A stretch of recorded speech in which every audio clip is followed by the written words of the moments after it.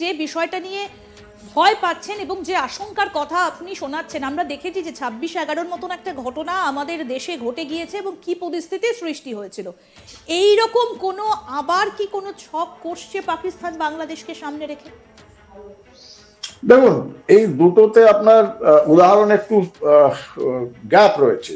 26/11-তে Mumbai centric, তাও মুম্বাই পুরো নয়, 3-4টে হোটেল, রেলওয়ে স্টেশন, এরকম 4-5টা পয়েন্টে অ্যাটাক করেছিল 6-7-8জন টেরোরিস্ট।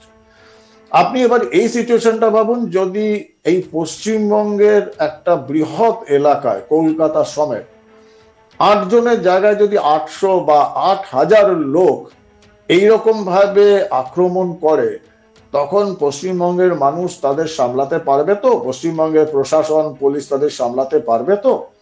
এটা আমার জন্য একটা চিন্তার বিষয়, ভয়ের ব্যাপার নয়, এটা আমার ব্যক্তিগত ভয়ের কোনো কারণ নেই। আমি বাংলার মানুষের নিরাপত্তার জন্য অত্যন্ত আতঙ্কিত। আপনি ব্যক্তিগত আলাপচারিতায় যে কোনো লোককে জিজ্ঞাসা করবেন, এই 7টা-8টা ডিস্ট্রিক্টে যারা থাকে, কলকাতায় যারা থাকে, তারা কি বলবেন, কিন্তু তারা প্রকাশ্যে কথা বলবেন না। মানুষের জনচেতনা যেটা, সেটা যতক্ষণ প্রকাশ্যে না আসবে, আলোচনা না হবে, মানুষ সচেতন না হবে, আমার পাশের বাড়িতে কি হচ্ছে, পাশের পাড়ায় কি হচ্ছে, আমি যদি সেটা না করি, পশ্চিমবঙ্গের অলিতে গলিতে আপনি গুলশান কলোনি দেখতে পাবেন। এবং এই গুলশান কলোনিতে যেদিন মেসেজ আসবে যে এবার রাস্তায় নামার সময় হয়েছে, তখন এরা রাস্তায় নামবে, তখন আমরা ঠেকাতে পারবো না। এই বাংলাদেশে আইএস, দায়েশের পতাকা, আল কায়দার পতাকা, স্লোগান, এগুলো এতদিন তো দেখা যায়নি। এতদিন তো সামনে ছিল ছাত্রদের সংরক্ষণ বিরোধী আন্দোলন, তারপর গণতন্ত্র ফেরাও আন্দোলন, থার্ড ফেজে কিন্তু এরা চলে আসছে। বাংলাদেশের প্রকাশ্যে মাইকে অ্যানাউন্সমেন্ট করা করিডোর হিসেবে ব্যবহার করছে বলে আপনি মনে করেন? না, বাংলাদেশটাকে আমি বলবো করিডোর নয়, বাংলাদেশটা লঞ্চ প্যাড। করিডোর হচ্ছে একটা জায়গা থেকে আরেকটা যাওয়ার জায়গা, বাংলাদেশটা হচ্ছে লঞ্চ প্যাড, যেখান থেকে সুসংহত ভাবে এই টেরোরিস্ট অর্গানাইজেশন গুলো পশ্চিমবঙ্গ, আসাম, ত্রিপুরাকে আক্রমণ করবে, বিশেষ করে পশ্চিমবঙ্গে। কারণ ইতিমধ্যে অনুপ্রবেশের মাধ্যমে পশ্চিমবঙ্গে তারা কিন্তু যথেষ্ট মজবুত ঘাঁটি বানিয়েছে। আমরা যদি সেটাকে স্বীকার না করি, তাহলে আমরা মূর্খের সঙ্গে বাস করছি। আর মূর্খের স্বর্গে বাস করলে একদিন না একদিন আপনাকে এই ঝড়ের সামনে হতে হবে। আপনি জানেন যে মরুভূমিতে যখন ঝড় ওঠে, বালির ঝড় ওঠে, তখন ওই উট পাখি তারা মাটিতে বালিতে গর্ত করে মুখ লুকিয়ে বসে থাকে, তাতে তো ঝড় থেকে বাঁচা যায় না। এই যে বাঙালির যে এখন পরিস্থিতি, বাঙালিকে সচেতন না হলে সব জায়গায় আলোচনা, আমি বলছি না যে কোথাও প্রভোগ করতে হবে মানুষকে বা কোন রকম প্রভোকেটিভ কথা বলতে হবে, সচেতন হন, তৈরি থাকুন। বাংলার যে বাংলাদেশে যা দেখছেন তার প্রকোপ কিন্তু পশ্চিমবঙ্গে আসবেই, সময়ের অপেক্ষা। আমি বিশ্বাস করি না এতদিনের যে স্লিপার সেল, যারা হাজার হাজার লোকজন ঢুকেছে 14-15 বছর ধরে, তারা চুপচাপ বসার জন্য ভারতবর্ষে নিছক রুজি রুটি কামানোর জন্য এসেছে, এটা দেখতে পাবেন। আমার আশঙ্কা মিথ্যা প্রমাণিত হলে I will be the happiest person. মানে এটার একটা আশঙ্কা আপনি করছেন, একটা বড় সংখ্যক যারা জিহাদি কার্যকলাপের সঙ্গে যুক্ত তাদেরকে বাংলাদেশ থেকে ছেড়ে দেওয়া হয়েছে। এটা কি আগে থেকেই পাকিস্তানের সঙ্গে মোহাম্মদ ইউনূসের একটা যোগসাজশ অনেক আগে থেকেই তৈরি হয়েছিল সেক্ষেত্রে বলে আপনি মনে করেন?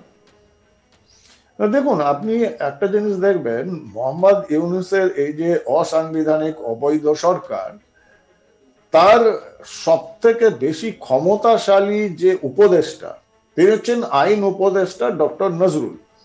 এবং এই নজরুলকে প্রকাশ্যে বলা হয়, বাংলাদেশের মানুষই বলে যে ইনি হিফাজতে ইসলামের মতো একটা মৌলবাদী সংগঠন, যাদের সঙ্গে সন্ত্রাসবাদীদের সরাসরি যোগাযোগ রয়েছে, তার দালাল।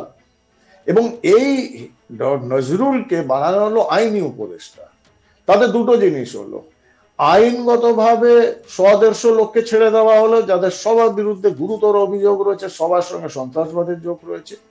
দ্বিতীয় যেটা হচ্ছে, যেখানে সম্ভবই হচ্ছে না সেখানে জেল ভাঙার একটা নাটক করে তাদের হাতে অস্ত্র তুলে দেওয়া হচ্ছে, তারা অস্ত্র নিয়ে বাইরে বেরিয়ে আসছে।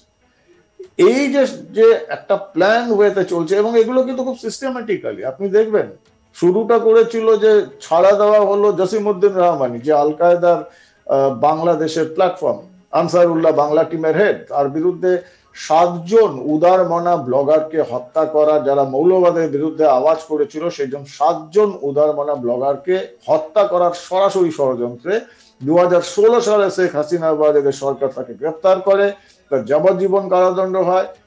ইউনূস সরকার এসেই, এই অন্তর্বর্তী অবৈধ সরকার এসে প্রথম মহান কাজ করলো, জসিমউদ্দিন রহমানিকে ছেড়ে দিল, এবং সেটা ছিল শুরু। এবং সেখান থেকে আজকে দেখছেন কোন জায়গায় এসে পৌঁছেছে। তো এটা একটা ভয়ঙ্কর, এটা এটা খুব প্ল্যান ওয়েতে করছে। আমরা স্টেপ গুলো যেটা দেখছি, যেটা আমরা আশঙ্কা করছি, সেগুলো মিলে যাচ্ছে। এই জন্যই পশ্চিমবঙ্গের জন্য যে আমাদের আশঙ্কাগুলো রয়েছে, আমি চিন্তিত যে সেই আশঙ্কাগুলো নিরাপত্তা, ভারতবর্ষের নিরাপত্তা এবং মিলে না যায়। পশ্চিমবঙ্গের নিরাপত্তা। স্যার, আরেকটা আপডেট আমরা পাচ্ছিলাম, বাংলাদেশি একজন সাংবাদিক সুশান্ত দাশগুপ্ত, আপনি নিশ্চয়ই শুনেছেন তার কথা। তিনি বলছেন যে চট্টগ্রাম বন্দর নাকি এখন পাকিস্তানের জাহাজ আসার জন্য উন্মুক্ত করে দেওয়া হয়েছে, এবং এটাও একটা ভয়ঙ্কর দিক বলা যেতে পারে যে একের পর এক করাচি থেকে তাহলে এই জাহাজগুলো আসছে এবং বিনা বাধায় অবাধে চট্টগ্রামে ঢুকে যাচ্ছে। এটাও কি একটা মানে কোন রকম? না, this are all part of the major যে বড় প্ল্যান, সেটারই একটা পার্ট। কিন্তু এটা আমাদের দেখতে হবে, একটা রূপলি রেখা তো রয়েছে। চট্টগ্রাম বাংলাদেশের নিয়ন্ত্রণে আর কতদিন থাকবে আমার সন্দেহ রয়েছে। চট্টগ্রামের জেএসএস এবং এদিকে মায়ানমারের যে আরাকান আর্মি, তারা যেরকম ভাবে অ্যাগ্রেসিভ হয়েতে এগিয়ে আসছে, চট্টগ্রাম আমার মনে হয় না খুব বেশি দিন চট্টগ্রাম কক্সবাজার বাংলাদেশের ম্যাপের মধ্যে ইউনূস রাখতে পারবে। ভারত সরকার নজর রাখছে ভারত মহাসাগরে, বঙ্গোপসাগরে, সেখানে ভারত সরকারের যাবতীয় নৌসেনা বলুন, তারা মতো তারা কাজ করবে।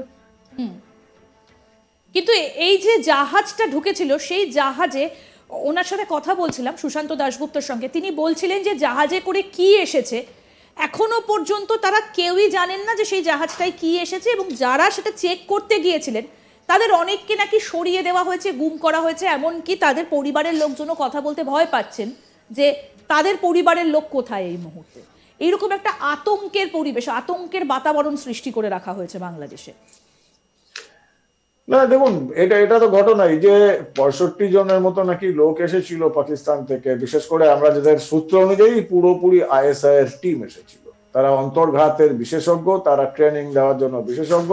তারা বাংলাদেশে এই সন্ত্রাসবাদীদের আরো ট্রেনিং দেবেন অন্তর্ঘাতের জন্য, এবং অন্তর্ঘাতটা নিশ্চিতভাবে ভারত বাংলাদেশের মাটিতে করবে না, যেখানে সরকারে রয়েছে ইউনূস।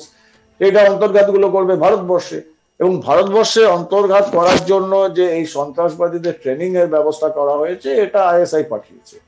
এবং এই যে 65 জন এসেছে, এটা খবর কিন্তু প্রথম বাংলাদেশের কাস্টমস এর লোকজন তারা বাইরে এনেছে। এবং শুনেছি যে এই কাস্টমস এর লোকজন তারা হায়ার অথরিটিকে জানায়, তাতে কর্ণপাত করাই হয়নি, এবং কাস্টমস এর অফিসারদের ট্রান্সফার করে দেওয়া হয়। এবং যেটা বলছেন এটা নিঃসন্দেহে এটা বিপজ্জনক।